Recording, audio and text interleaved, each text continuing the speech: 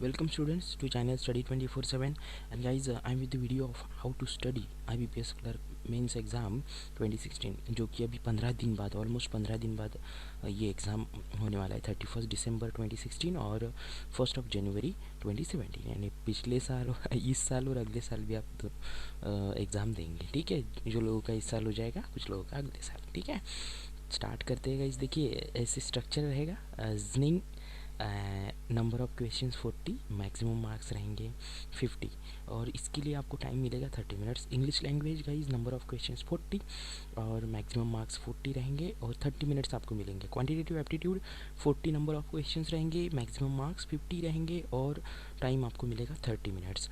और general awareness जिसमें banking भी रहेगा, number of questions 40, maximum marks 40 और टाइम अलोटेड आपको रहेगा 25 मिनट्स। और कंप्यूटर नॉलेज के लिए 40 क्वेश्चंस 20 मार्क्स रहेंगे, 20 मिनट्स आपको मिलेंगे। टोटल 135 मिनट्स का ये एग्ज़ाम रहेगा गाइज। 200 क्वेश्चंस रहेंगे। जैसे आपको प्रीवियसली 2 घंटे मिलते थे 120 मिनट्स और 200 क्वेश्चंस रहते थे, लेकिन इस बार टाइम ज़्यादा है क्योंकि हर सेक्शन के लिए आपको अलग से टाइम दिया हुआ है।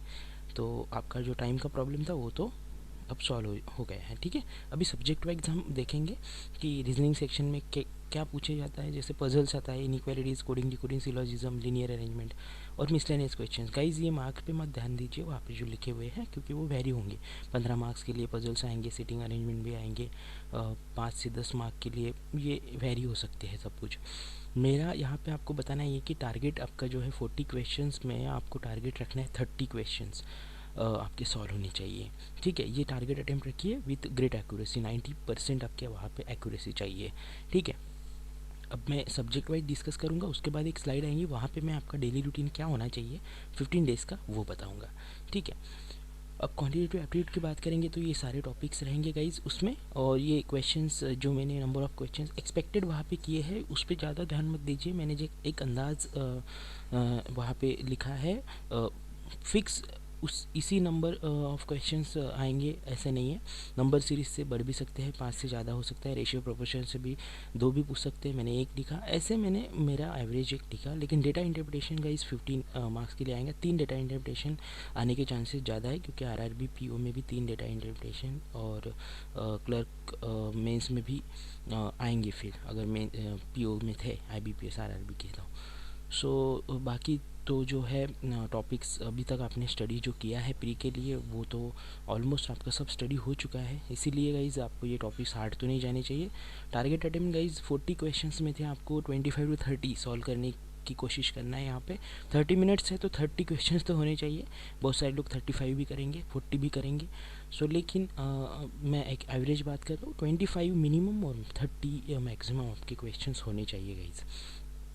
अब इंग्लिश की बात करें तो रीडिंग कंप्रहेंशन 15 मार्क्स के लिए पूछा जाता है। फिर क्लोज टेस्ट पूछे जाएंगी 10 मार्क के लिए, एरर 10 मार्क के लिए, सेंटेंस करेक्शन, फिलर्स आते हैं, पैरा जम्बल्स आता है। ओवरऑल ऐसा स्ट्रक्चर रहेगा आपके पेपर का। यहाँ पे भी टारगेट अटेम्प्ट गाइज आपको 25 to 28 के बीच में रखना है आउट ऑफ 40 क्वेश्चंस। ठीक है, विद ग्रेट एक्यूरेसी। बाद में आएगा ये जनरल अवेयरनेस का सेक्शन। इसमें गाइज देखिए आपको पूछा जाएगा सबमिट्स कॉन्फ्रेंसेस जो भी हुई है लास्ट 3 to 4 मंथ्स में। एक क्वेश्चन तो उसमें आ सकता है। ट्रेडिशनल जो बैंकिंग के क्वेश्चंस होते हैं वो 10 मार्क के लिए आएंगे, ध्यान में रखिए। और यानी मैं वहाँ पे मेरा ये 10 मार्क के लिए पूछे जा सकते हैं, 15 में भी आ सकते हैं या फिर 8 में भी पूछे जा सकते हैं, वेरी होगा 8 से 15 के बीच में। लेकिन ज़्यादा क्वेश्चन रहेंगे बैंकिंग से, करंट बैंकिंग से भी। आपको जो करंट अफेयर्स होता है बैंकिंग का वहाँ से भी 7 to 10 मार्क्स या फिर 5 to 7 के बीच में भी आ सकते हैं। अवार्ड्स एंड ऑनर्स जो होते हैं उससे एक क्वेश्चन, पीपल जो न्यूज़ में है उनसे 3 मार्क्स के लिए क्वेश्चंस पूछे जा सकते हैं। स्पोर्ट्स 1 मार्क के लिए आ सकता है। साइंस एंड टेक्नोलॉजी से 2 क्वेश्चंस आ सकते हैं। करंट अफेयर्स जो रहेंगे वो 11 से 15 मार्क के बीच में रहेंगे या फिर 11 से 12। और स्टैंडर्ड जीके जो होता है स्टैटिक जीके वो 4 से 5 मार्क्स के लिए पूछा जा सकता है।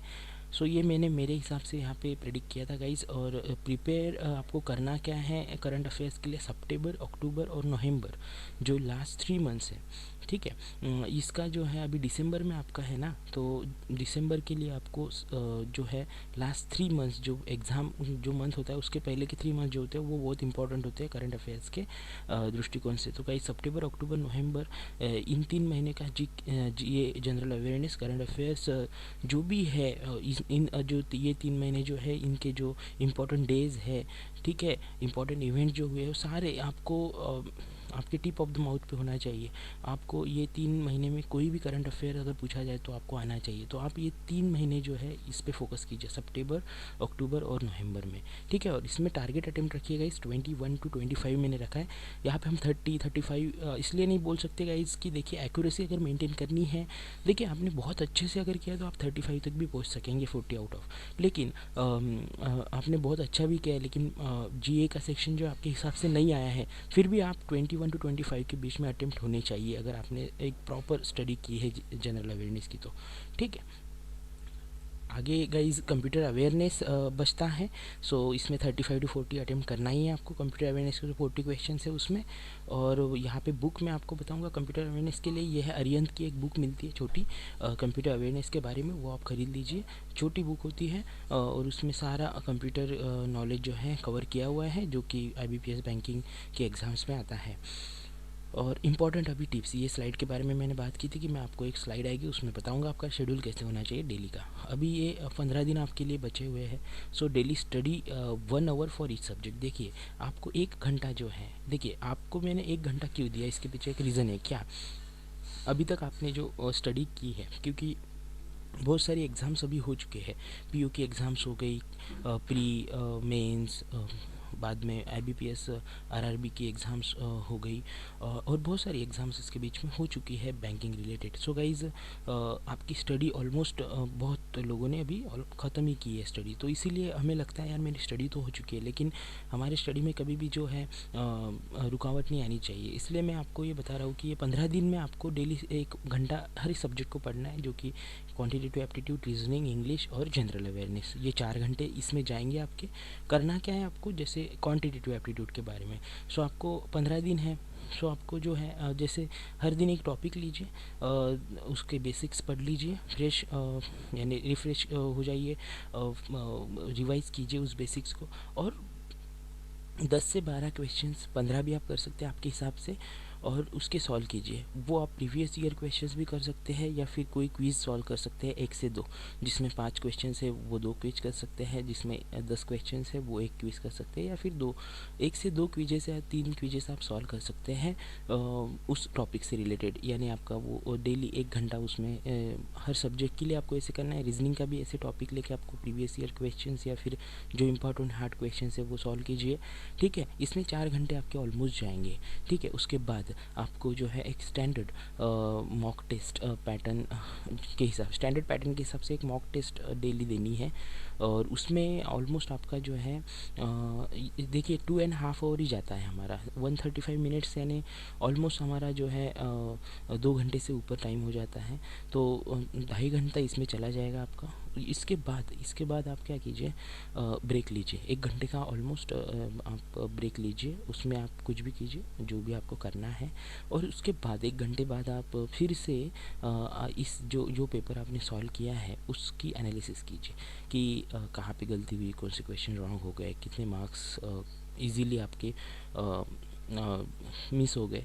जो भी आपको एनालिसिस जैसी करनी है, हर सब्जेक्ट के क्वेश्चन टू क्वेश्चन आपको एनालिसिस करनी है, और ये ऑलमोस्ट 1.5 घंटा लेगा एनालिसिस के लिए, ठीक है। सो राउंड अप अगर करेंगे गाइस टोटल टाइम को, तो ये बनेगा 8 आवर्स। तो 8 आवर्स की स्टडी आपको डेली करनी है। ये आपको 13 to 15 डेज़ जो भी बचे हुए हैं उसमें आपको ये शेड्यूल आपका अगर मेंटेन करेंगे आप, तो मैं आपको गारंटी दे रहा हूँ गाइज, आप ये एग्ज़ाम जो है आने वाला IBPS क्लर्क में से ये क्रैक करेंगे, ठीक है।